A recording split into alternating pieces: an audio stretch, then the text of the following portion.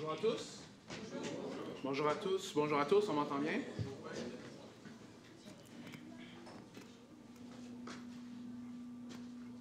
Alors que le Seigneur vous bénisse. Je suis content d'être ici ce matin.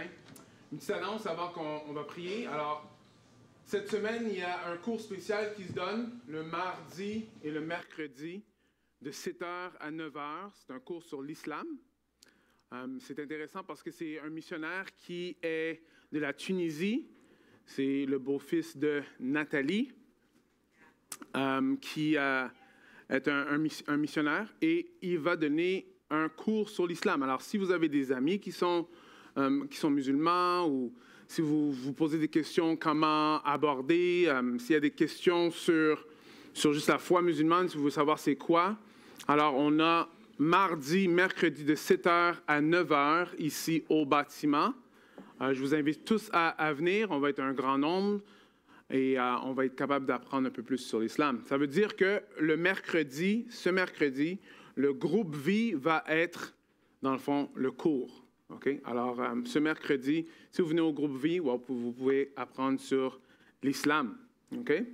Alors, c'est quand? C'est cette semaine? Oui, 7h PM à 9h. OK? Alors, il y a aussi une période de questions et tout, alors ce sera vraiment intéressant. Je vous invite à venir. Prions. Allons voir ce que Dieu a nous révélé dans la parole. Prions ensemble.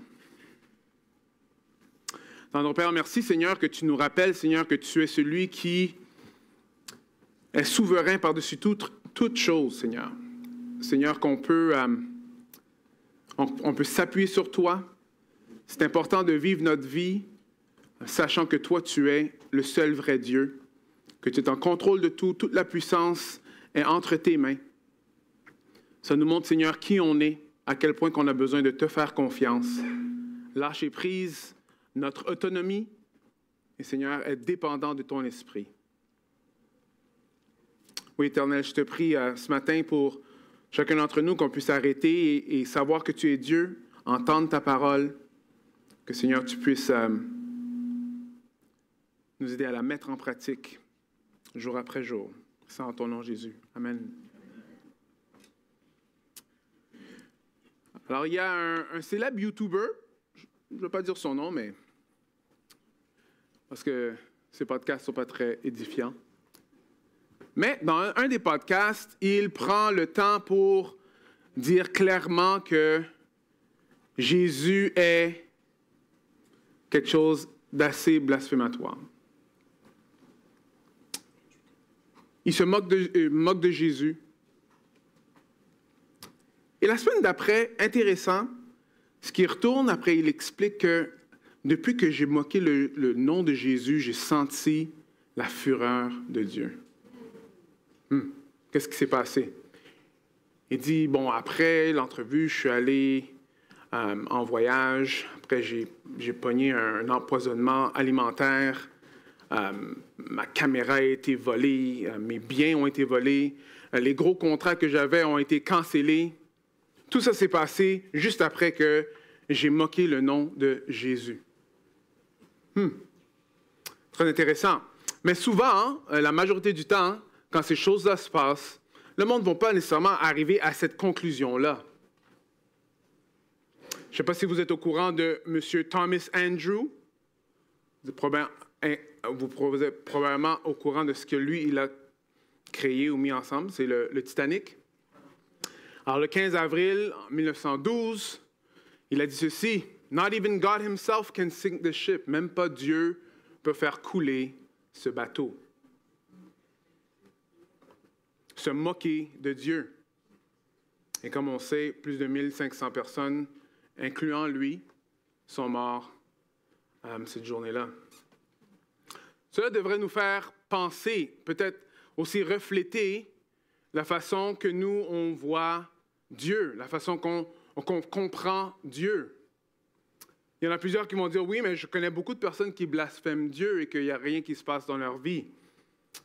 Et ce que la parole de Dieu nous montre très clairement que ce n'est pas seulement cette vie qu'on a, on a aussi une vie qui vient après.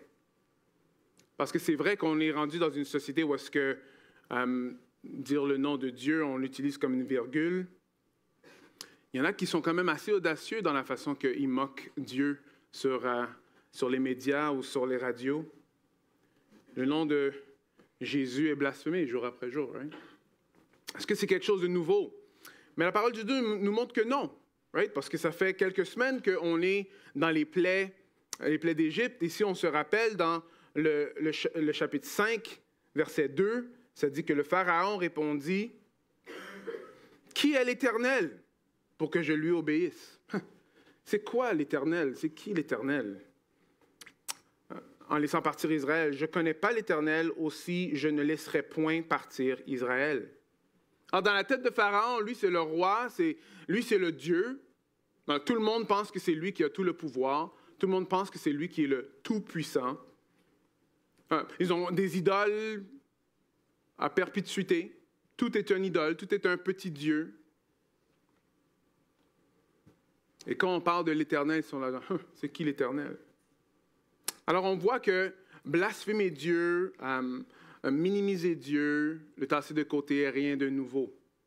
Rien de nouveau. Rien de nouveau. Alors qu'est-ce que Dieu fait avec ça?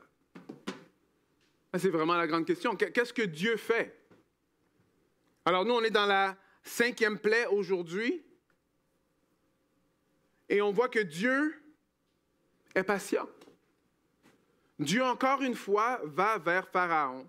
Dieu, encore une fois, lui donne une autre chance de se repentir. Dieu, encore une fois, va vers lui. Dieu est un Dieu qui est patient. Il est plein de grâce. Il veut simplement que Pharaon change son cœur. Par contre, on sait que ce n'est pas exactement ce qui est en train de se passer. Dieu est patient.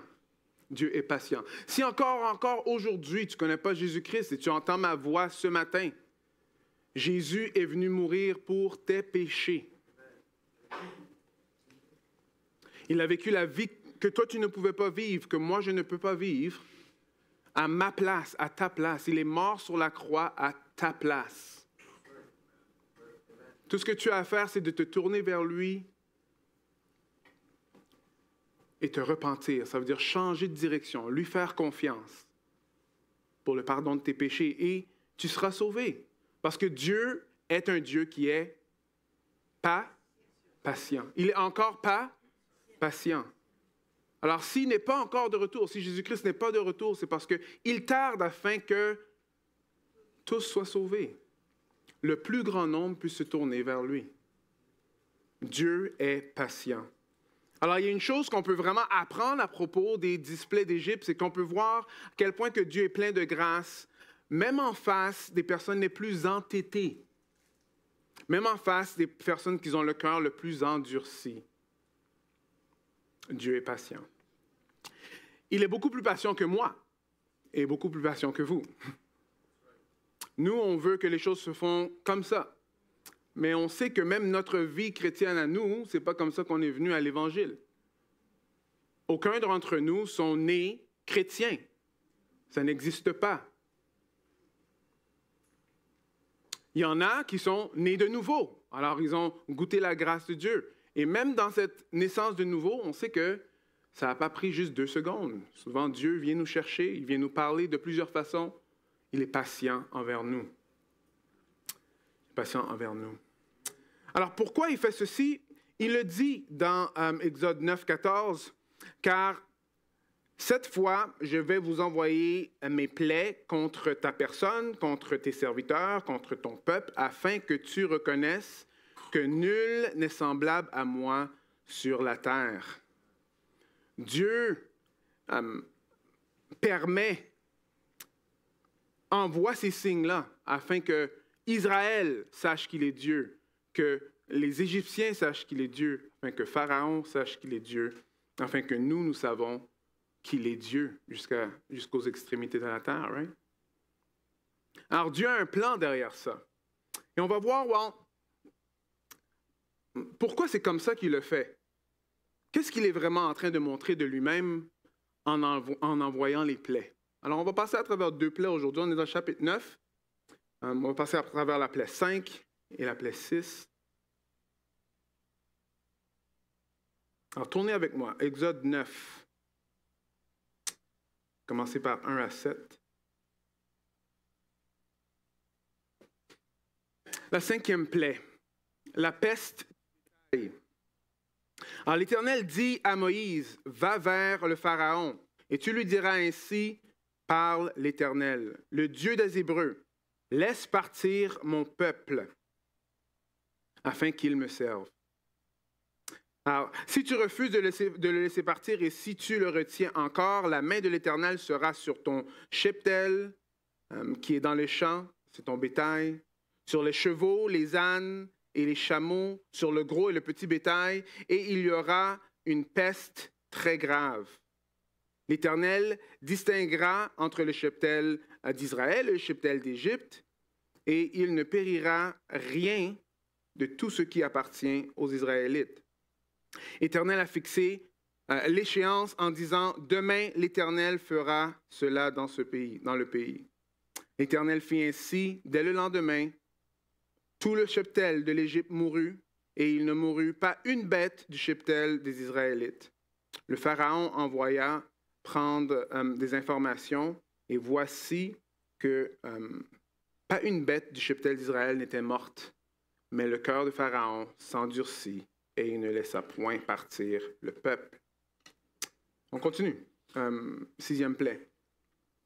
Alors, l'Éternel dit à Moïse et à Aaron, prenez à pleine poignée une suie de fourneau, et que Moïse la jette vers le ciel sous les yeux du Pharaon. Elle deviendra une poussière sur tout le pays d'Égypte, et elle produira dans tout le pays d'Égypte, sur les hommes et sur les bêtes, des ulcères et des éruptions de pustules.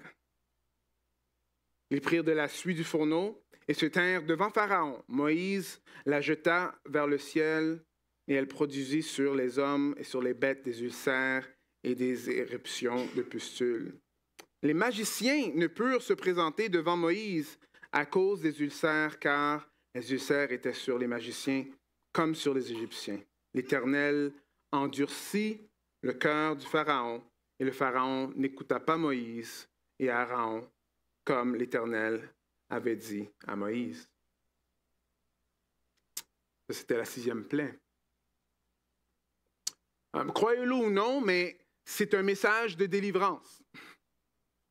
Ici, on est dans la partie d'Exode où est-ce que Dieu montre comment il délivre son peuple. Alors, si nous, on veut comprendre un peu comment que Dieu délivre son peuple, comment il délivre ses enfants, en lisant à travers la première partie d'Exode, on va apprendre comment que ça fonctionne, comment que Dieu, lui, il délivre. On peut aussi voir c'est quoi les pièges pour rester dans l'esclavage. C'est quoi les pièges pour ne pas aller contre Dieu? Vous voyez ici, la même façon que Jésus-Christ, lui, est venu nous délivrer, on va voir que dans Exode, ça nous montre exactement un peu plus en détail, dans un sens, comment que ça peut fonctionner jour après jour. En première chose, il y a 2 semaines, on voit que, je sais que Yannick vous a présenté la plaie numéro 4, qui sont les moustiques. Et c'est intéressant parce que dans cette plaie-là, dans ce chapitre-là, ça veut dire ceci. Moïse répondit au Pharaon, « Voilà, je sors de chez toi et j'intercéderai auprès de l'Éternel. Demain, les mouches s'écarteront du Pharaon, des serviteurs de son peuple. Mais que le Pharaon ne continue pas à nous tromper en refusant de laisser partir le peuple. » Alors, c'est intéressant de voir ça. Pourquoi? Parce que le Pharaon a dit, regarde, ces mouches-là, arrête, ok, je sais que j'ai mal fait, va dire à ton Dieu d'arrêter, s'il te plaît. Et Moïse dit, ok, on va arrêter, mais arrête de nous niaiser. Arrête de nous mentir. Right? Et qu'est-ce qui se passe juste quelques versets plus loin? Moïse sortit de chez Pharaon et il intercéda auprès de l'Éternel. L'Éternel agit selon la parole de Moïse et les mouches s'écartèrent du Pharaon et des serviteurs et de son peuple, et il n'en resta pas une. Mais le Pharaon, cette fois encore, endurcit son cœur et ne laissa point partir le peuple. Mais Dieu savait-il pas que Pharaon n'allait pas écouter?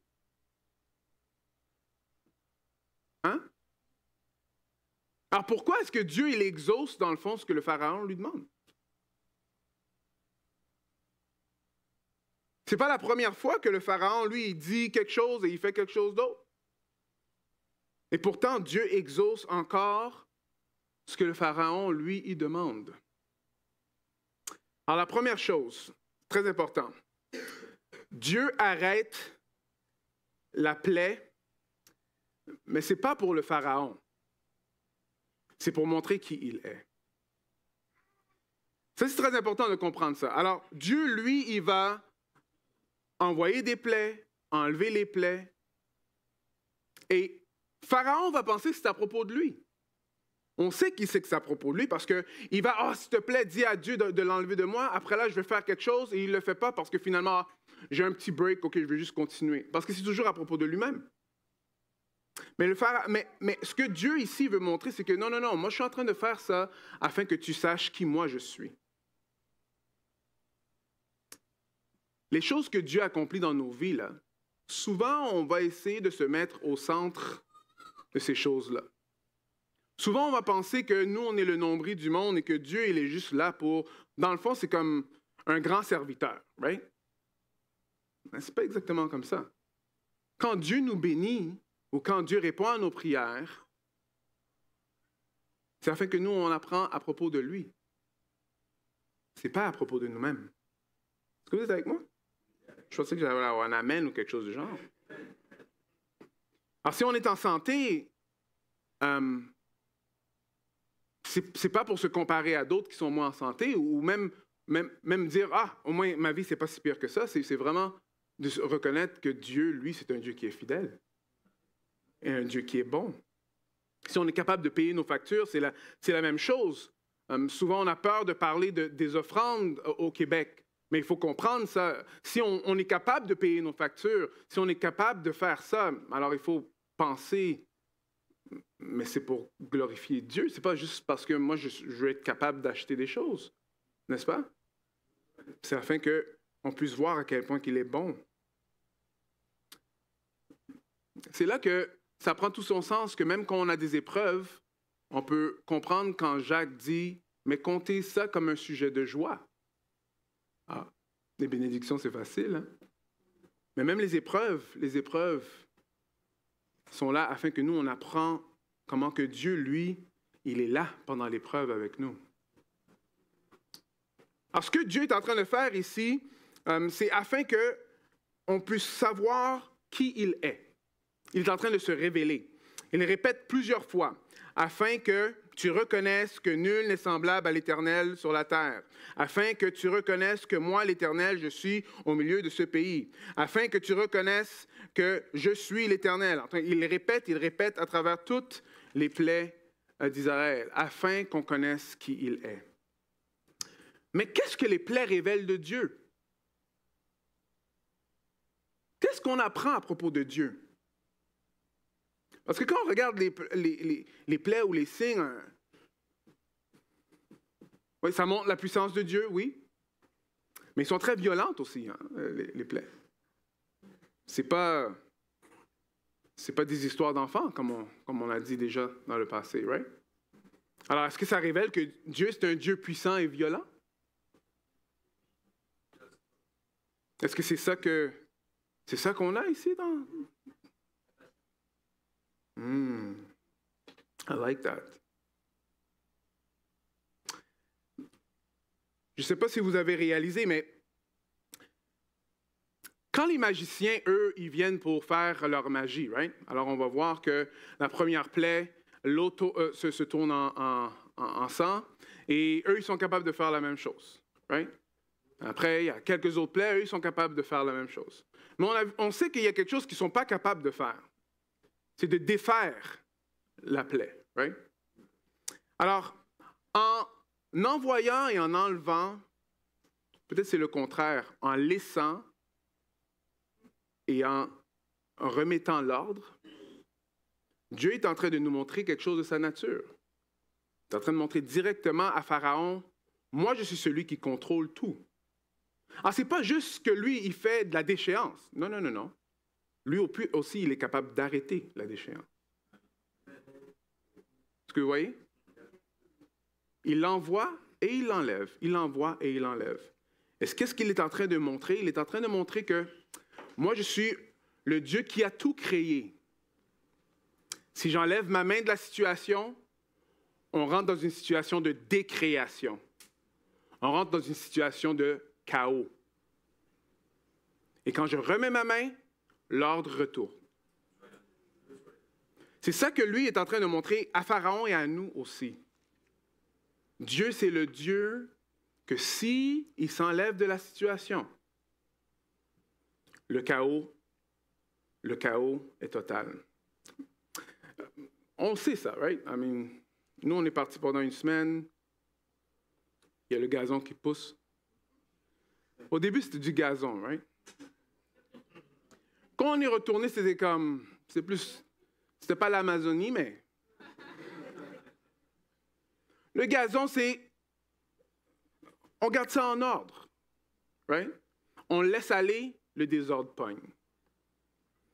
Vous savez, si vous pensez vraiment à la façon que la vie fonctionne, on peut voir que quand Dieu, lui, il enlève sa main qui nous soutient, qui nous maintient.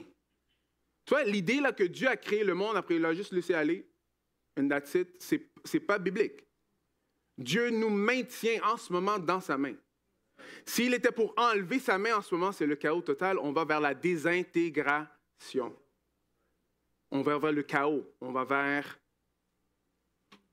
la destruction. Et les plaies d'Égypte montrent ça. Parce que vous pouvez voir, au début, ça touche l'eau, après ça va commencer à toucher les humains, après on va voir que ça va même toucher la nature.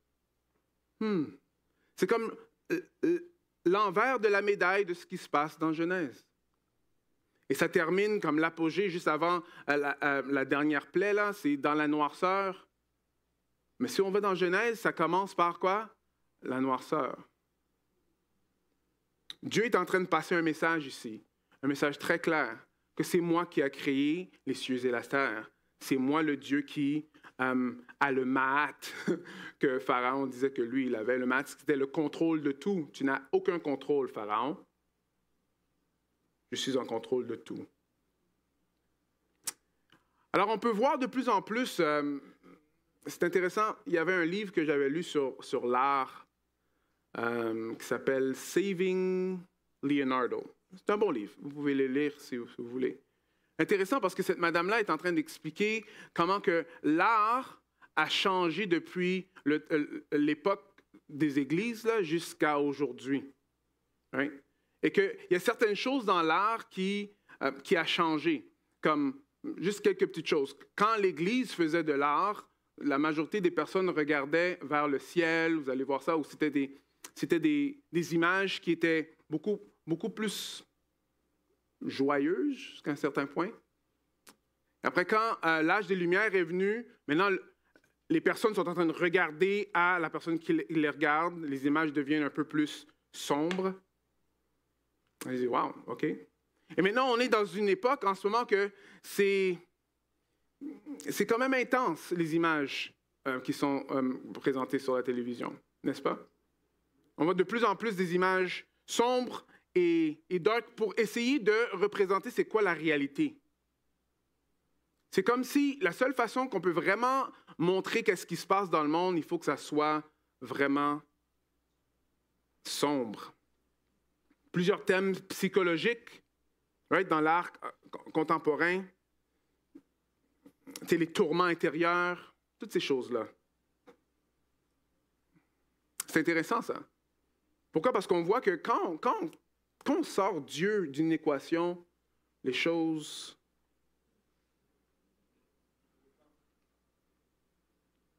Avez-vous déjà vu Batman, peut-être? Alors, la ville de Batman, qui est Gotham, je crois, quelque chose comme ça. C'est une ville très joyeuse.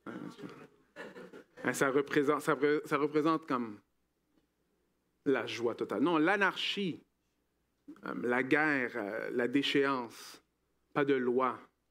Alors, on voit que Dieu a fait les choses d'une certaine façon et que quand lui, il est là, l'ordre est là. Right? Mais quand il enlève sa main, ça va vers la destruction. Alors oui, nous, on n'a pas des dieux comme les dieux égyptiens, mais il faut comprendre quelque chose. À chaque fois que nous, on bâtit notre vie sur quelque chose qui n'est pas Dieu, on va aussi vers ce chaos, vers cette désintégration. Aussi bon que ces choses-là peuvent être. Alors, si on bâtit notre vie, on va dire sur... on va prendre quelque chose de très simple, sur nos apparences. OK? Alors là, bon, je suis beau garçon, elle est belle fille. Alors, sa vie est dans le fond basée sur ça. Cette personne peut avoir des emplois basés sur ça. Sa joie est basée sur ça. Quand la personne est maquillée ou quand le monde lui donne des compliments, là, tout va bien. Si ce n'est pas le cas, alors ça ne va pas bien, n'est-ce pas? Mais on peut savoir que si tu bâtis ta vie sur ça, ça ne va pas prendre longtemps avant que tu réalises que, la gravité, c'est vrai. Pour ceux qui n'ont pas compris, pensez-y. Right? Et deux, qu'on vieillit. Et aussi beau et belle que les personnes qui ont plus que 40 ans sont. Je m'inclus dedans. Hein? C'est pas la même chose que quand on avait 20 ans, right? Même si certains d'entre nous pensent qu'on a toujours 20 ans, mais ce n'est pas le cas. Alors, bâtir notre vie sur ça, ça veut dire que ça devient notre Dieu, ça devient sur quoi on s'appuie, sur quoi on a la confiance, ce qui nous donne de la joie. Bon, ça s'effrite. Quand Dieu n'est pas dans l'équation, ça va vers la déchéance. Combien de films, on a compris ça dans notre société, bâtir notre vie sur l'argent. Si tu bâtis la vie sur l'argent, ça ne va pas te donner du bonheur. Right? On enlève Dieu de l'équation et ça donne ça. Mais la famille aussi, la famille, même les meilleures choses, les choses bonnes, là. Si on bâtit sur la famille, la réalité, c'est que les enfants grandissent et un jour ils partent. Les parents décèdent. Des fois, il y a la maladie. Des fois, il y a la chicane. Et si notre vie est basée sur ça, ça veut dire qu'on enlève Dieu de l'équation. Qu'est-ce qui arrive? Voilà, le chaos. Pensez à votre relation la plus proche.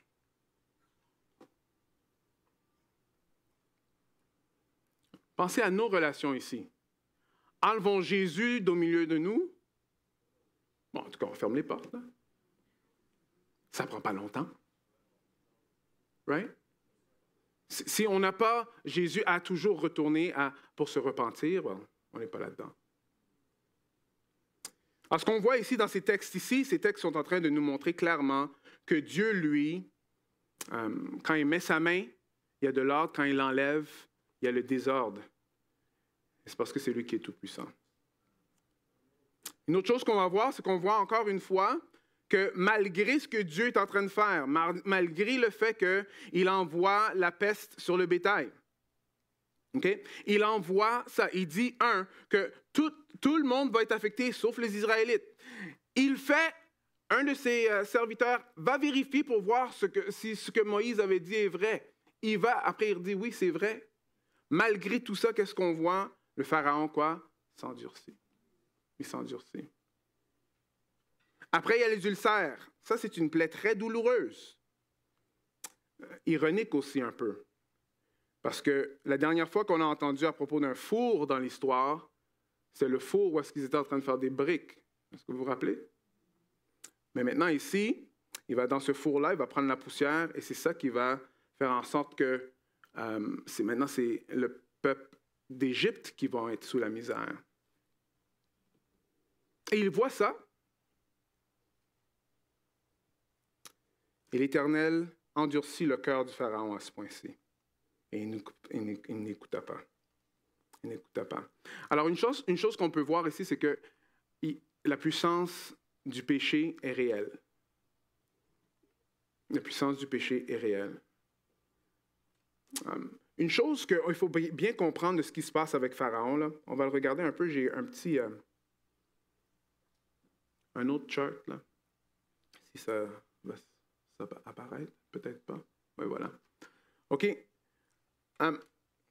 Alors, nous, on a endurci tout le long. C'est bien, parce que ça, quand même, le mot pointe à ça. Et j'aime pas dire souvent que, bon, c'est pas exactement le même mot. Mais il y a des nuances dans l'hébreu qui nous fait comprendre un peu ce qui est en train de se passer. OK? Alors, il y a 3 mots. Un mot qui apparaît juste une fois au début, qui parle kesh, qui veut vraiment dire endurcir, right? que Dieu va endurcir le cœur de Pharaon. C'est comme un peu un résumé de ce qui va se passer. Mais après, il y a 2 autres mots qui sont utilisés. Alors, il y a Azak et Kava. Alors, Azak veut dire rendre fort, renforcer. OK? Alors, chaque fois qu'on voit Azak, comme vous voyez, ça commence avec le H. OK? Le sujet, c'est Yahweh, c'est Dieu. Pas chaque fois, mais la majorité des fois. Alors, chaque fois que Dieu, lui, il intervient, on va voir que c'est Azak, à la place de Kesh, et une autre fois dans 10.1. OK? Alors, il renforce, il rend fort. Il rend fort le cœur de Pharaon. Pourquoi c'est important de comprendre ça? C'est parce que Dieu est en train de renforcer ce qui est déjà dans le cœur de Pharaon. Il fait en sorte que ce que le Pharaon veut, il l'a. Il le rend fort dans sa position. Est-ce que vous comprenez? Alors, c'est pour ça qu'on le traduit par endurci. On peut comprendre le concept, mais on manque un peu ça parce qu'il y a un autre mot qui est utilisé, et l'autre, c'est kava. Et kava, c'est, on a déjà parlé de ça, lourdeur, mais ça a aussi la connotation de gloire. Alors, à chaque fois qu'on voit kava, on voit que c'est le cœur du Pharaon qui est en train de le faire. Juste une fois qu'il y a kava avec Yahweh dans 10.1, mais toutes les autres fois, c'est ça. Alors, ce qu'on est en train de voir, c'est que c'est le Pharaon qui rend son cœur lourd. Il est en train de vouloir adorer, dans le fond, ce qu'il veut. C'est un peu ça le bon mot. Adorer ce qu'il veut, rendre gloire à ça. Et Dieu, lui, ce qu'il fait, c'est qu'il va le renforcer dans ça. Pourquoi? Parce que l'idée, là, souvent, on va penser que c'est comme si le cœur du Pharaon, c'est comme un cœur pur et Dieu a dit non, là, tu vas avoir un cœur qui est mauvais. Mais ce n'est pas ça le cas. OK? Alors, Dieu, ce que lui fait, c'est qu'il lui donne ce qu'il veut. Il lui donne ce qu'il veut. On a un exemple de ça dans le Nouveau Testament. OK? Alors, dans Romains 1, 21, vous allez voir, ça veut dire « Ils sont donc inexcusables, puisque, ayant connu Dieu, ils ne l'ont pas glorifié comme Dieu et ne lui ont pas rendu grâce, mais ils se sont égarés dans de vains raisonnements et leurs cœurs sans intelligence ont été plongés dans les ténèbres. » Alors, Dieu s'est révélé à travers la planète. Dieu se révèle à travers tout ce qu'il a créé. Mais il y a plusieurs personnes qui ont décidé de dire non, nous, on ne va pas donner la gloire à Dieu, mais on va le donner à autre chose, que ce soit des idoles ou autre chose. Ici, ce que ça dit ici, ça dit que « et leurs cœurs, sans intelligence, ont été plongés dans les ténèbres. » Regardez, ça continue à dire ceci. Alors, c'est pourquoi Dieu, regardez bien, les a livrés, OK? Le mot, c'est vraiment livré. Dieu les a livrés selon les convoitises, est-ce que vous voyez? Oups, c'est très petit. Hein? Selon les convoitises de leur cœur, en sorte qu'ils déshonorent même leur propre corps. Eux qui ont remplacé la vérité de Dieu par le mensonge et qui ont adoré et servi la créature au lieu du Créateur et est béni éternellement. Amen. Ici, Dieu est en train de montrer une des façons qui renforce le cœur, qui rend le cœur fort, c'est qu'il va nous dire, OK, c'est ça que tu veux, alors vas-y. Ça, c'est un jugement de Dieu. Alors, c'est absolument ça que tu veux, alors vas-y. Il les livre à ce qu'eux, ils désirent déjà dans leur cœur. Alors ici, on voit que Pharaon, lui, à tout prix, il voulait pas écouter ce que Dieu faisait, malgré tout ce qui est en train de se passer, malgré les signes, malgré le fait qu'ils sont même malades, malgré ils voient que genre, finalement, quand je leur demande d'enlever, lui, il peut l'enlever. Lui, qu'est-ce qu'il a décidé de ça? Non, je ne veux rien savoir de ça. Moi, je veux juste persévérer dans ce que moi je veux. Alors Dieu va dire, OK, alors vas-y. Une façon que Dieu endurcit les cœurs, c'est comme ça. Alors, on peut voir un peu c'est quoi les répercussions de ça même aujourd'hui. Alors, c'est pourquoi Dieu les a livrés à des passions déshonorantes, car leurs femmes ont remplacé des relations naturelles par des actes contre nature. Et de même, les hommes, abandonnant les relations naturelles avec les femmes, se sont enflammés dans les désirs les uns pour les autres. Ils commettent infamie, homme avec homme, et reçoivent en eux-mêmes le salaire qui mérite leur égarement. Pas très populaire aujourd'hui de parler de ça. Mais encore, on voit que quand on s'entête et on tasse Dieu de côté, on va vers quelque chose qui est de la décréation. Ça va contre ce que Dieu veut. C'est ça l'idée que Dieu est en train d'endurcir le cœur de Pharaon. Il est en train de lui donner ce que lui, il veut. Ce que lui, il veut. Le texte est intéressant parce qu'on voit que le texte nous montre que c'est ironique parce que Pharaon, que lui est un tyran et qui ne donne pas de chance à personne, Dieu, lui, au contraire, il donne plein de chance à Pharaon pour qu'il se repentisse, mais finalement, il ne tourne pas son cœur vers Dieu. Alors, OK, quand Dieu parle, comment ça fonctionne? On va voir dans Exode 9, 15 et 16, quelque chose qui est vraiment intéressant. Ça, c'est la prochaine plaie, mais je vais juste toucher un tout petit peu. Moïse et Aaron vont voir le Pharaon et vont lui dire que dans le fond, il y aura une autre plaie et ce sera la grêle. OK? Alors, voici ce qu'ils disent. Alors, si maintenant j'avais étendu ma main et si je t'avais frappé par la peste, toi et ton peuple, tu aurais disparu de la terre. Mais je t'ai laissé subsister, au contraire, afin de te faire voir ma force et pour que l'on publie mon nom sur toute la terre. Comme je viens juste de dire, Dieu, c'est lui qui nous fait subsister et en même temps, il a frappé ceci afin que lui, il puisse voir comment il est grand. Mais regardez verset 19. Alors, Dieu va dire quelque chose qui est intéressant. Fais donc mettre en sûreté ton cheptel. Okay? Et tout ce qui est à toi dans la campagne.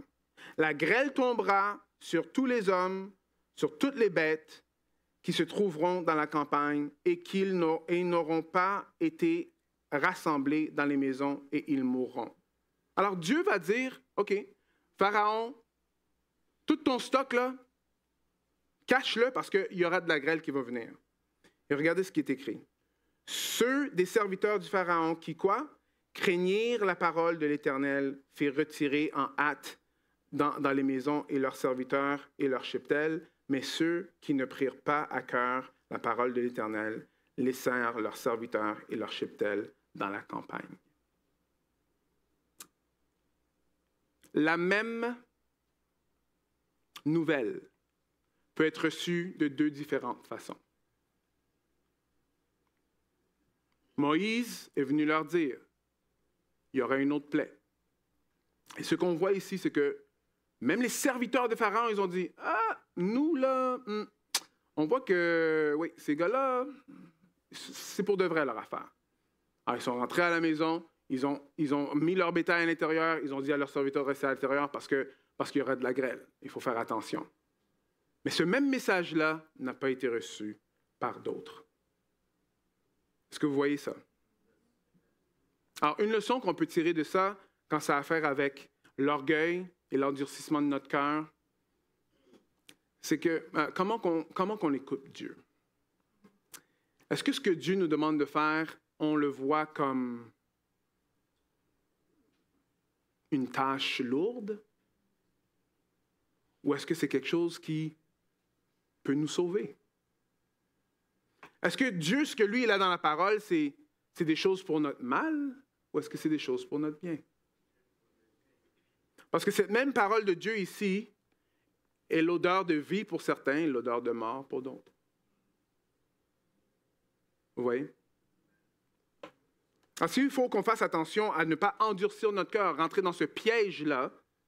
Ici, le texte nous montre très clairement qu'il faut faire attention à comment on entend ce que Dieu, lui, il a à dire. Ce que Dieu, lui, il a à dire. Paul va dealer avec ça dans Romains 9. Il faut comprendre. Dieu, lui, il choisit qui il choisit. Il fait grâce à qui il fait grâce. Et Dieu est entièrement juste à 100%. Mais des fois, ce qu'on va penser, c'est parce que Dieu, lui, choisit qui il choisit, il a prédestiné certains, ça veut dire que nous, on n'a pas des choix à faire. Non, non, non. On voit ici que le Pharaon, tout le long, même si Dieu savait que Pharaon, il n'allait pas obéir, il allait s'endurcir, tout le long, le Pharaon, lui, il a des choix à faire. Et il est responsable à 100% pour ses choix. 100% pour ses choix. Et Dieu va renforcer, oui, comme on voit à la fin de la 6e plaie, il renforcit, mais il renforçait ce qui était déjà là. Pharaon a déjà fait son choix. Et Dieu va dire, OK, si c'est ça que tu veux, alors voilà. Alors voilà. Alors, quelques petites leçons qu'on peut avoir du Nouveau Testament. OK? Éphésiens 4, 17 à 18 va nous donner une petite lumière sur comment faire attention à ne pas endurcir nos cœurs. Voici donc ce que je dis et ce que j'atteste dans le Seigneur. Ce que vous ne devez plus, non, ce que vous, c'est que vous ne devez plus marcher comme les païens qui marchent selon la vanité de leur intelligence. Ils ont la pensée obscurcie, ils sont étrangers à la vie de Dieu à cause de l'ignorance qui est en eux et de l'endurcissement de leur cœur. Ce verset-là nous montre vraiment que, parce qu'on voit que, 1, Dieu révèle qui il est, 2, qu'il y a vraiment de la puissance dans le péché, 3, c'est qu'il faut fuir, il faut se battre pour s'attacher au Saint-Esprit. Faire tout ce qu'on peut pour toujours rester dans les pas de Dieu.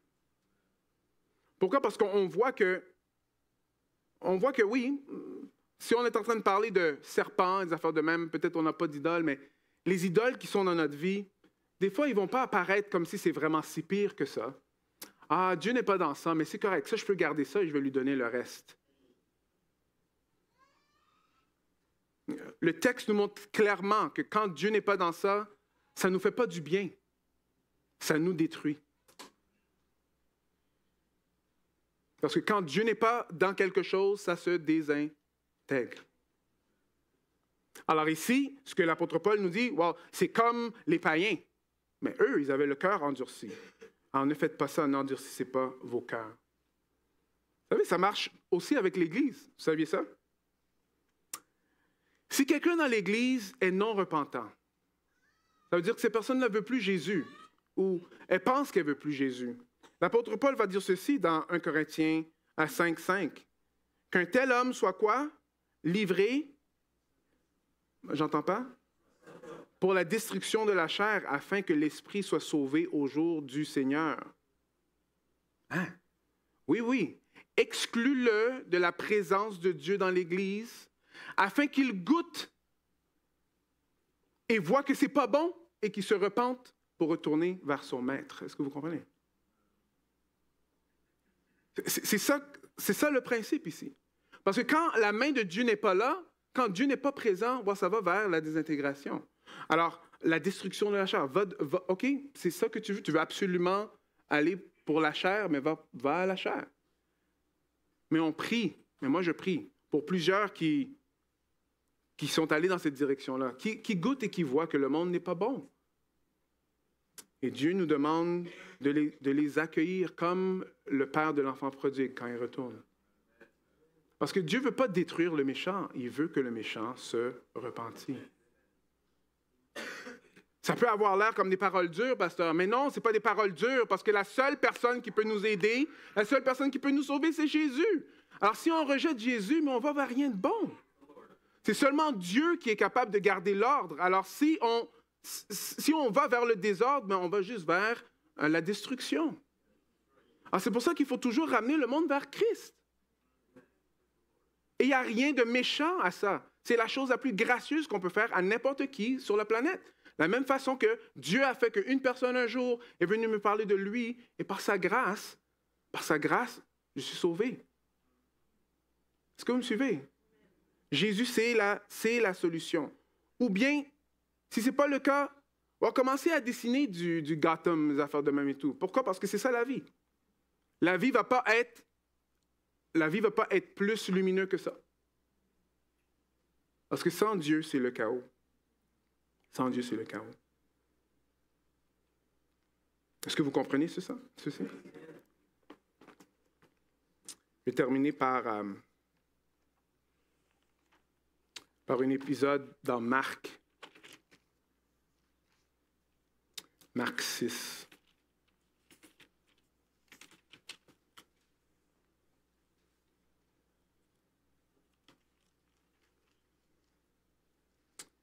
OK, alors, Marc 6, on a Jésus qui fait la multiplication des pains. OK? Après, ils s'en vont et ils sont sur le lac. Et la nuit, Jésus marche sur l'eau. Right? Et après, il pense que c'est un fantôme, alors il commence à capoter. Right? Mais ça termine comme ceci. Très intéressant comme fin. Moi, je vais commencer du verset 49, après je vais terminer jusqu'à 52. Alors, quand ils le virent marcher sur la mer, ils pensèrent que c'était un fantôme, et ils poussèrent des cris, car ils le voyaient tous. Et ils furent troublés. Aussitôt, Jésus leur parla et leur dit, « Rassurez-vous, c'est moi, n'ayez pas peur. » Mais il monta auprès d'eux dans la barque, et le vent tomba.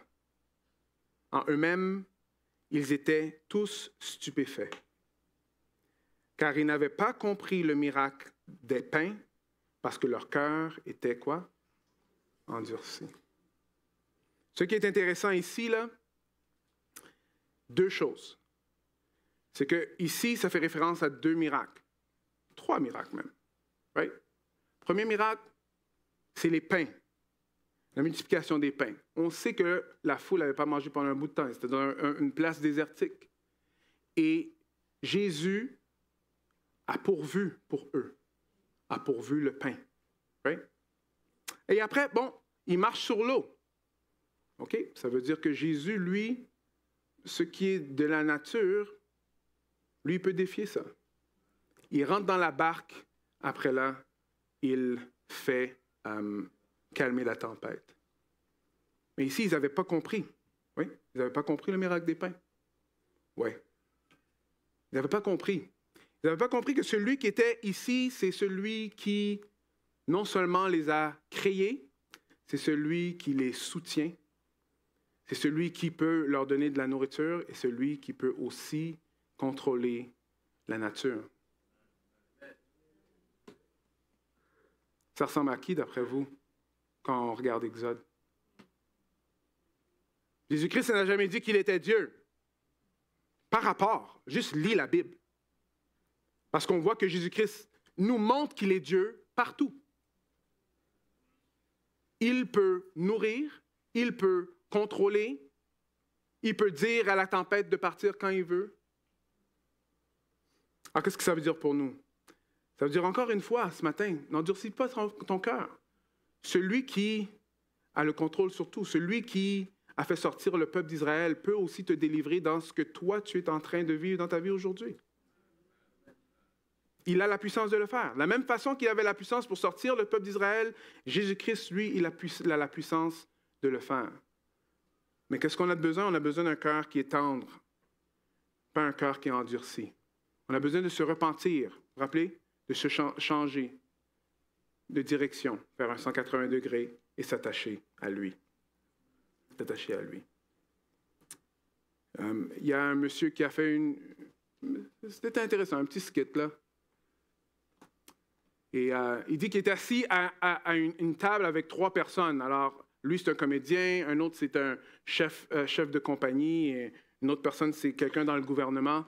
Ils sont en train de parler de « Mais moi, je blâme mon père pour ». Ils sont en train de commencer à blâmer leur père. Alors, la première personne, il dit « Bon, moi, je blâme mon père parce qu'il était trop sévère. » Tu sais, à chaque fois qu'il me coupait les cheveux, quand il se fâchait, là, si je bougeais moindrement, tu sais, il me tapait dessus. Et moi, je blâme mon père pour ça. Et l'autre, il dit, ah, mais tu sais, moi, je blâme mon père parce que mon père était alcoolique. Tu sais, c'est un alcoolique et Et les choses dans ma vie là, qui sont passées, moi, je blâme mon père pour ça. Et l'autre va dire, tu sais, moi, je blâme mon père parce qu'il n'était pas là. Moi, je blâme mon père parce qu'il n'était pas là. Et un des hommes commence à penser, il est en train de dire,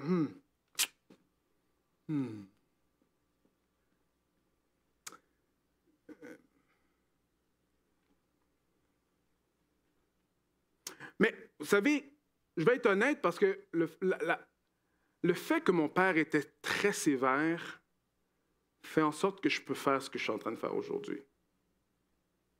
Qu'est-ce que tu veux dire?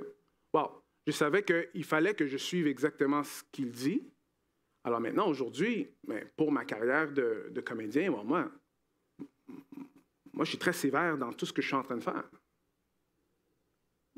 Et j'ai beaucoup de succès.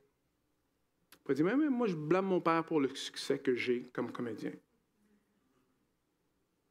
L'autre, il dit, ouais, mais mon père, c'est un alcoolique, là. Il n'y a rien que moi, je peux. Il dit, tu sais, ça fait depuis 20 ans que je te connais, et je ne t'ai jamais vu même toucher une goutte d'alcool. Il dit, ouais. Est-ce que c'est à cause de... Il dit, ouais. Ouais, c'est vrai. Moi, je blâme mon père parce que, finalement, même le fait qu'il était alcoolique me fait en sorte de ne jamais toucher de l'alcool. L'autre, il dit, oui, mais mon père n'était pas là. Alors moi j'ai rien. Il le regarde, il dit, de toutes nous trois, là, toi, tu es vraiment l'exemple de la personne qui est présente pour ses enfants. Il dit, ouais. Vous voyez, dans un monde où est-ce que Dieu est là, ce n'est pas un monde de totale déchéance. Dieu est toujours là. Dieu est toujours là. Il n'a pas enlevé sa main. Et des fois, il faut juste réaliser ça. Que Dieu, il n'a pas terminé avec chacun d'entre nous. Jésus est disponible pour tout le monde. Il nous demande de se tourner vers lui. Dans un monde où est-ce qu'on peut penser que tout est négatif, ce n'est pas vraiment le cas. Parce que Exode nous montre quelque chose. Il nous montre que non, quand Dieu enlève vraiment complètement sa main, c'est l'enfer. Et l'enfer, ce n'est pas ce que nous on pense, c'est pire ce que nous on pense. Mais Dieu est toujours là, Dieu est toujours en contrôle. Il a un plan. Un jour, Satan, lui, il va être dans le lac de feu, oui. Mais Dieu est toujours là. Alors, qu'est-ce qu'on peut apprendre de ça?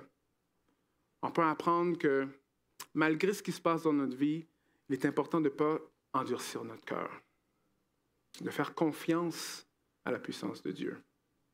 Et que même si sur cette planète, on ne va pas avoir nécessairement tout ce que nous, on veut, mais ce n'est pas comme ça que ça fonctionne. On sait qu'en Jésus-Christ, on va être face à face avec Dieu pour l'éternité. Amen. Prions ensemble. Merci, Père éternel, que même dans nos